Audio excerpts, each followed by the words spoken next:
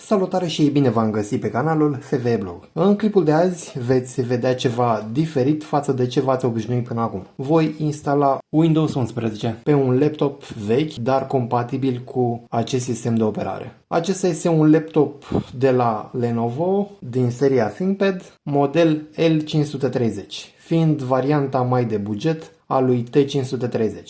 Cam așa arată faza. Vă arăt și spatele, este cumpărat la mâna a doua, clar, însă are urme de uzură. Observăm că aici lipsește acea gumă și plus că este ciobit într-o parte carcasa, lipsește un colț, o să vedeți imediat. Aici cumva sunt acele difuzoare. Avem și aici scrisă denumirea ThinkPad. Să vă arăt unde este ciobită carcasa. Da, este în zona asta. Denumirea Lenovo în zona asta, L530 aici. În interiorul acestui laptop se află un procesor i3. Avem buton de mute, volumul, minus plus. Asta nu știu ce înseamnă, nici celălalt buton. Butonul de power ne este indicat și când avem wireless-ul pornit și aici când lucrează hard disk-ul sau SSD-ul. Dacă am aflat bine, am înțeles că tastatura de pe laptopurile de la Lenovo ThinkPad este printre cele mai preferate, dacă nu cele mai preferate. Sunt foarte ușor de apăsat, au o senzație anume. Aici avem mouse-ul, click stânga, dreapta, probabil aici tot la fel, click stânga și dreapta, asta nu știu ce înseamnă. Și aici avem tot un fel de mouse, e un fel de joystick, interesant. Era să uit. Aici avem un indicator când încarcă bateria. Când introducem încărcătorul, se vede cum încarcă bateria. Și aici, nu știu, modul sleep. Arată că este modul sleep. Hai să întoarcem invers, să scoatem bateria, să vedeți de cât e. Tragem de ăsta în dreapta și se scoate. Cam asta e bateria de 4,4 Ah, 48 Wh energia. Am înțeles că practic nu prea este uzată, foarte puțin. Și să vedeți mai bine seria laptopului, Type 2478. Și aici avem conectorul pentru docking station. Avem un dock, o altă platformă unde avem diferite ieșiri, USB, DVI, adică ieșiri video și așa mai departe. Hai să introducem bateria înapoi. Să vă arăt cum facem un stick cu Windows 11 pe acesta. Să introducem stick-ul. În Google o să scriem Windows 11 Download, English, Download, hai selectăm Multi-Edition, confirmăm, așteptăm nițel și alegem limba. Lăsăm pe engleză, confirmăm, linkul e valid 24 de ore, salvăm. Pe desktop, de regulă las pe default să salveze pe desktop, nu un alt folder. Durează câteva minute. În timp ce se descarcă Windows-ul respectiv, o să căutăm și Rufus, un program pentru scrierea Windows-ului pe stick, pentru a-l face butabil Windows-ul. Toată lumea știe de Rufus. O să aleg varianta portabilă, ca să nu mai stau să-l instalez. S-a și descărcat. Windows-ul mai are nițel și se descarcă. Perfect. Deschidem Rufus. Spune că dacă vrea să verifice un alt update online, nu, îl lăsăm pe ăsta că e ultima variantă. Nu v-am spus, vă recomand să aveți un stick, vă recomand să fie obligatoriu de minim 8 GB, de la 8 în sus. Și atenție că se va șterge totul de pe el. Ok, alegem imaginea. Da, descărcasem anterior. Uite aici. Lăsăm GPT, UEFI, NTFS, lăsăm totul așa cum s-a completat el și dăm start. Prima o debifăm pentru că avem un calculator care suportă Windows 11, adică acel Secure Boot și TPM.2. Dar o să lăsăm partea asta, să nu mai ne ceară să avem cont de la Microsoft, restul nu ne interesează, dăm OK. Aici ne avertizează că va șterge totul de pe stick, suntem de acord, bineînțeles.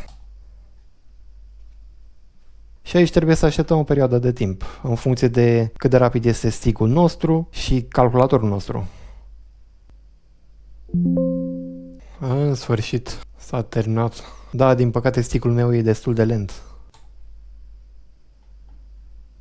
Îl scoatem așa cum trebuie de aici, stick-ul. Gata.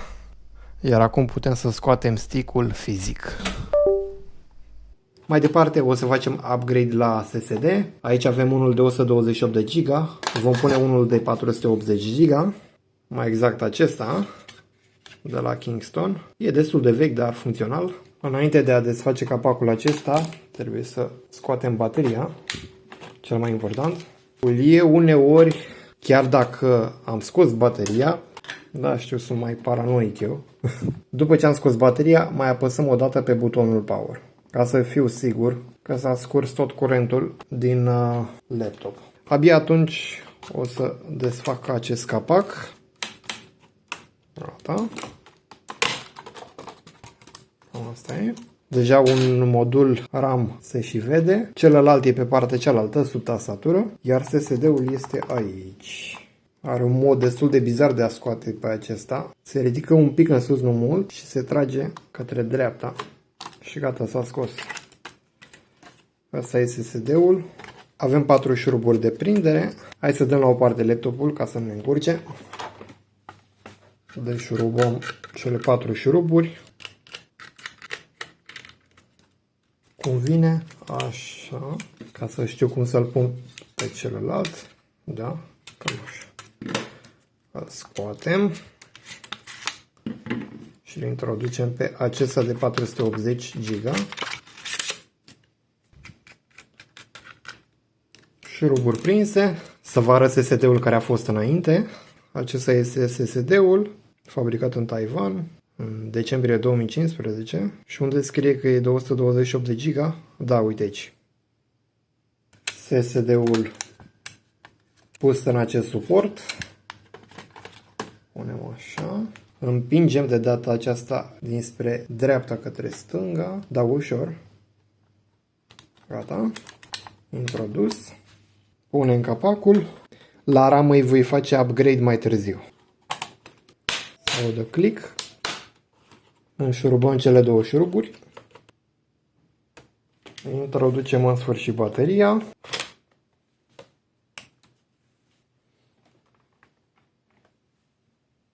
Hai să introducem stick-ul într-o intrare USB. Și apăsăm pe Enter, mi se pare. F1. Aici, da. Bun, ce avem aici? Un Intel Core i3 generația 3, 3120M, 2,5 GHz, 8 GB RAM, adică 2 ori 4 GB în dual. Se pare că ăsta are licență de Windows preinstalată. Cel puțin așa se vede aici. În fine. Hai să vedem ce avem aici. SATA și lăsăm pe AXI, nu pe compatibil, e bine. Trebuie să ne ducem în boot, partea cu bootarea. Lăsăm bifat acolo. Știi ce fac eu de regulă? Ciudat. Nu pot să ridic sus? Foarte ciudat. Că îl facem așa atunci. Să-l dăm jos. Și pe ăsta, ca să mutăm SanDisk-ul al doilea și Kingston-ul, SSD-ul de 480 GB primul. Știu că mulți o să pună practic stick-ul cu Windows bootabil primul, dar eu am altă variantă, apăs pe F12 și bootez de pe stick-ul respectiv. Acum e bine. Și apăsăm pe F10 și salvăm. Și acum apăsăm pe F12. Da, spune că trebuie setat timpul. Dar nu înțeleg, baterie consumată de BIOS. Press S să continuă și să boteze de pe stick USB SanDisk și Enter. E bine, așa trebuie să facă. Și acum să instaleze Windows-ul.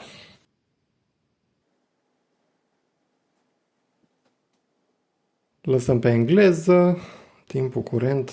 Hai, trecem pe italiană, că na, ora de aici US, unde mă? Gata, l-am găsit. Asta de aici. Știu că tastatura mi se pare că e pe italiană, dar nu contează, nu mă interesează. Lăsăm așa că nu repară nimic. Nu are niciun Windows pe SSD-ul respectiv. Suntem de acord și va șterge toate datele de pe SSD, de oricum e gol. Păi, n-avem. E, probabil are, da. Ne spunem că n-avem. Sunt pe asta și versiunea Pro de aici. Suntem de acord cu termenii și condițiile. Hai să ștergem partiția. Asta. Perfect. Și asta de aici.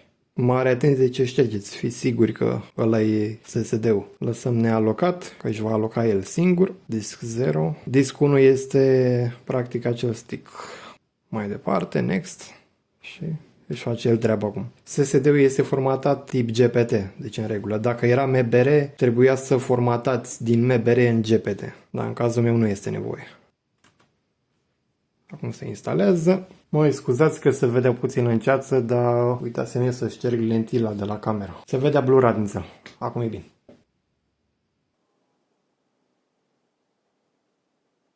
Și-a dat restart.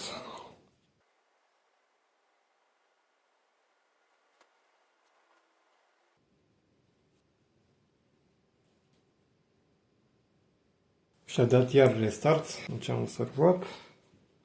E absolut normal. În timpul instalării își dă de mai multe ori restart. Îl lăsați așa cum e. Mă refer pentru cei care n-au instalat niciodată. Cei care știu, nu mai are sens să explic. Cred că de minim 3-4 ori își dă restart. Perfect. Da, lăsăm pe Italia. Tastatura lăsăm pe US. Adăugăm un alt keyboard layout, adică o altă limbă pentru tastatură. Nu.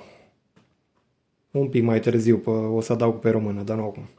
Nu, o lasă să se conecteze mai târziu, nu acum. Nume? Hai să trec numele canalului meu. Prima dată când fac asta. F-V-E-L-O-G. Ok. Fără parolă. Lăsăm Microsoft să-mi vadă locația. Nu. Nu. Numai dacă îi dau eu voie mai târziu. Nu mă interesează aici. Practic dați la toate nu.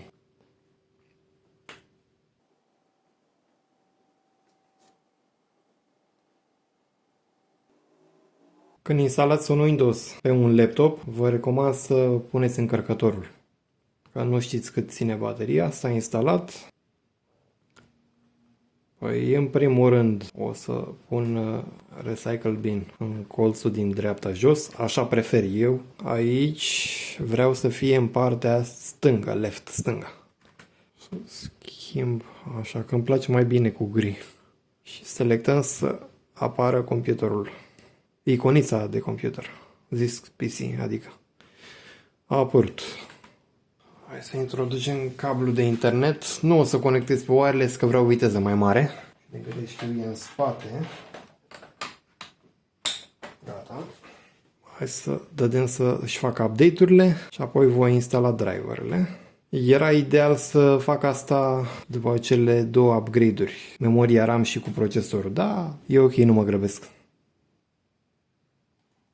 Destul de multe are de instalat. Oricum le descarc repede pentru că am introdus cablul de internet, nu prin wireless.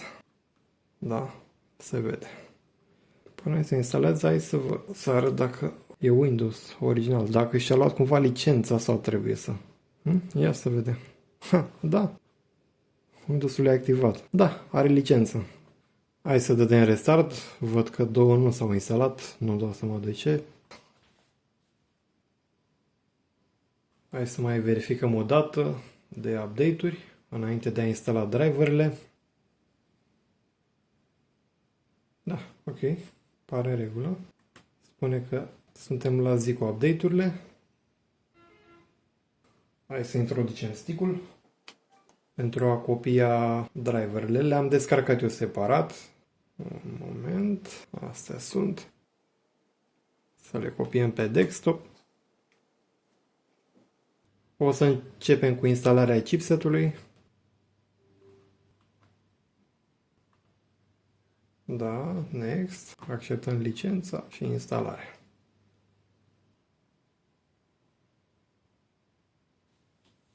Driverele le-am instalat. O să mergem aici la Manage pentru a vedea dacă mai avem alte drivere de instalat, dacă le recunosc pe toate. Device Management. Mai ăsta. Da, ăsta știu ce e, dar nu ne interesează, lasă așa. Este amprenta, respect fingerprint, senzorul pentru amprentă, dar nu ne interesează pe noi. Pe mine nu mă interesează. Mai departe, să facem testul al acestui procesor din laptop, un i3, înainte de a face upgrade la procesorul i7, un pic mai târziu. Am instalat CPU-Z și Cinebench R15, potrivit pentru procesoare mai vechi. Deschidem CPU-Z. Bineînțeles că și CPU-Z are un mod de testare a procesoarelor. Avem un procesor i3 3120M, TDP 35W, tehnologie de 22 nanometri, 2 nuclee fizice, 4 fire de execuție, frecvența de 2,5 GHz, placa de bază, 8 GB RAM DDR3. Aici vedem fiecare memorie în parte, de pe slot 1, DDR3L, că e de 1,35V, de la Samsung, de 1600 MHz frecvența și slot 2 probabil la fel. Exact, da. Sunt memorii identice, de câte 4 GB fiecare. Placă video integrată, Intel HD 4000. Și aici vom testa procesorul, prima dată cu CPU-Z. Lăsăm versiunea 17. Să testăm.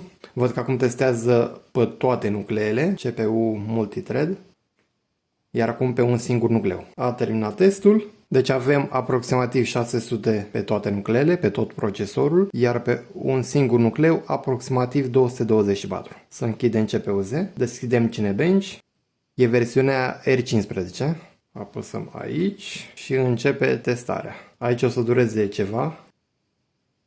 Testarea s-a terminat, hai să apăsăm și pe OpenGL, deși rezultatul va fi cam la fel, deoarece și pe procesorul i3 acesta și i7 pe care îl voi pune au același procesor grafic. Hai să dăm.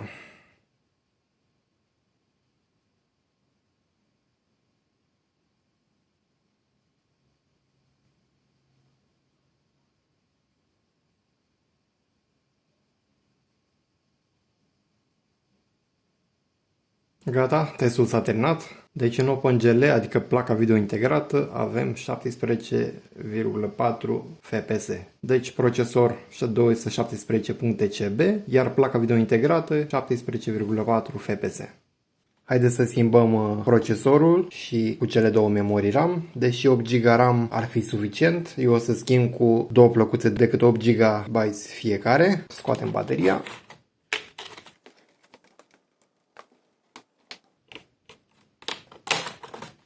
Să scoatem unitatea optică. Mai târziu vreau să pun un hard disk în locul acestei unități optice.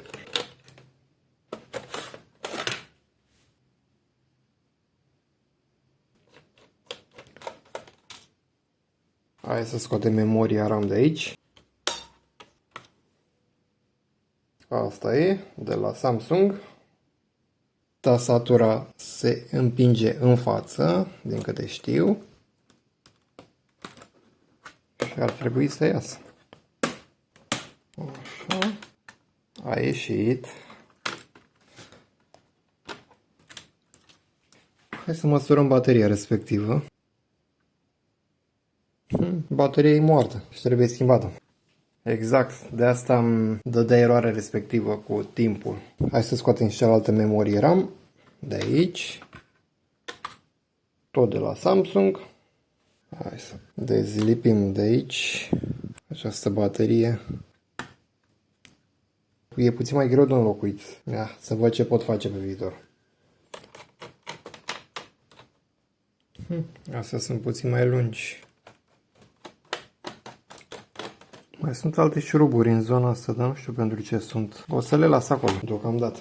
Să scoatem cablul acesta de la wireless și celălalt. Gata. Și celălalt. Mai avem o șurubă aici. Asta e alb. Tot alb. Parcă ar mai ține undeva, dar nu știu unde. Hai să scoatem și celelalte șuruburi.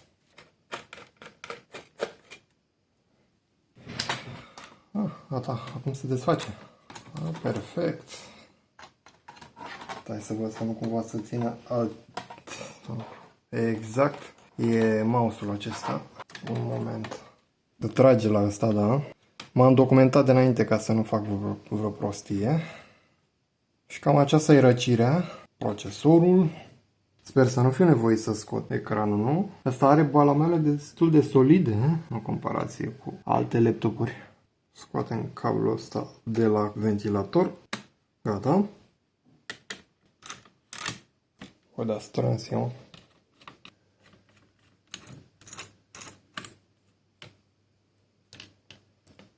Iese ușor. Culer scos. E destul de curat, sincer. Bineînțeles o să-l mai curăț eu nițel, dar nu prea e nevoie. Înainte de a scoate acest procesor, hai să curăț pasta respectivă. Nu știu ce fel de pastă e asta. Pare a fi una normală. Gata, am curățat cât de cât procesorul. Procesorul cu care va fi înlocuit va fi acesta. Se vede că are pastila mult mai mare. Da, era și normal. Să-l scoatem. Practic acest procesor i3 de aici. Și să punem i7-le. Și acum blocăm procesorul pe poziție. Gata. Să curățăm acest procesor i7 pentru a-l degresa. Să nu uităm să curățăm și pasta de pe radiator. Voi pune Arctic MX4 sub formă de linie și apoi o întind. Unii preferă să o lase așa și apoi pune coolerul, dar eu o întind pentru a nu da peste acea pastilă.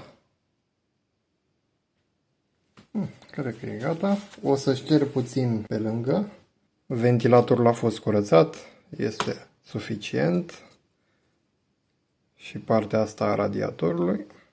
E ok. E locul destul de strâmt aici.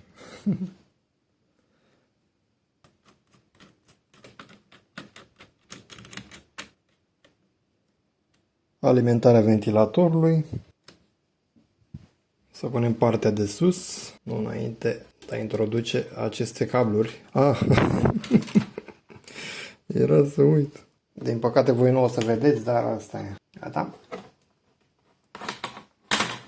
Nu cădea, mă. Ia uite-l, mă, ce cade. Trebuie să intre niște clipsuri. Vezi? Gata? A intrat acolo? A intrat. Perfect. Să introducem memoria RAM pe partea asta.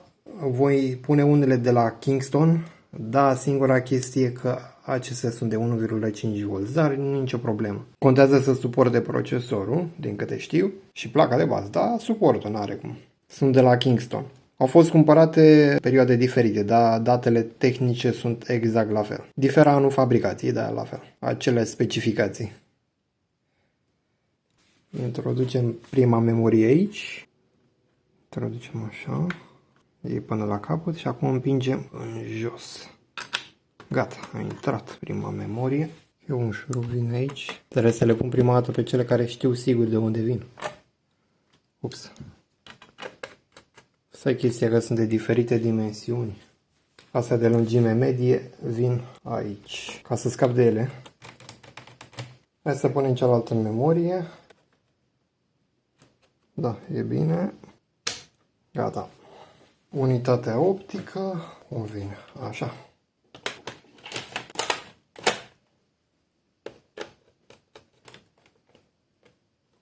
Să punem tastatura, conectorul aici.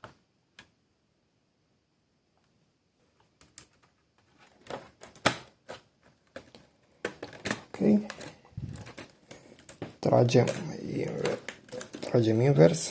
De data aceasta spre noi. Gata, s-a montat. Iar acum să punem șuruburile tastaturii. Acestea sunt cele mai lungi. Nu aveți cum să le încurcați. Din ce am observat, doar în cazul în care doriți să curățați coolerul, e puțin mai greu de desfăcut. Pentru că sunt șanse să vă încurcați în șuruburi.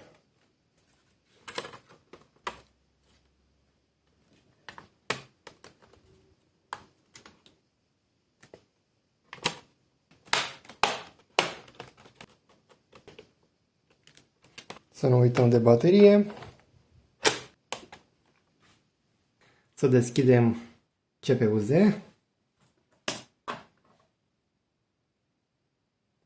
Avem un i7 3630QM, TDP de 45 de W maxim, aceeași tehnologie de 22 nanometri, frecvența procesorului de 2,4 GHz, numai că în cazul acesta turbo este la maxim 3,4 GHz. i3-ul nu avea turbo. Deci 4 nuclee fizice și 8 fire de execuție.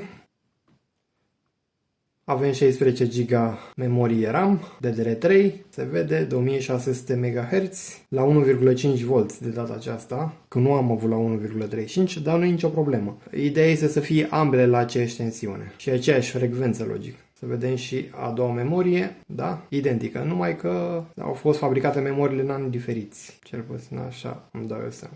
Partea grafică la fel, Intel HD 4000, era clar. Să facem un test cu CPU-Z. În cazul acesta, pe tot procesorul avem aproximativ 1600 de puncte în CPU-Z și pe un singur nucleu aproximativ 320. Și aici avem testul cu i3-ul respectiv și aici cu i7. Să închidem CPU-Z. Vom continua cu Cinebench R15. Prima dată testul pe procesor.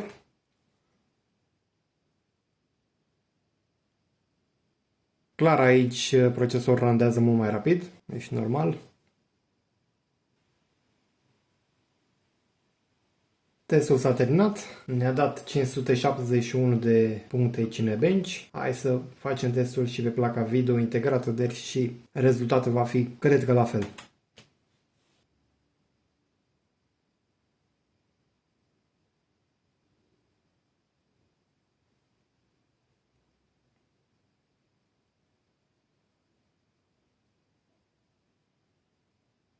Interesant. Are puțin mai mult față de i3-ul respectiv, placa video integrată la acest i7. Să spunem 19,4 cadre pe secundă. Se pare că diferențele între cele două procesoare sunt destul de mari, cam de 2 ori și ceva, atât în CPU-Z cât și în Cinebench. Deocamdată am hotărât să termin aici acest video. Știu că trebuia să arăt și cum adaug un hard disk în locul unității optice, dar asta voi face într-un episod viitor. Dacă v-a plăcut acest clip, nu uitați, vă rog, de butonul like, să vă abonați dacă nu ați făcut-o deja și vă aștept pe data viitoare. Toate cele bune, la revedere!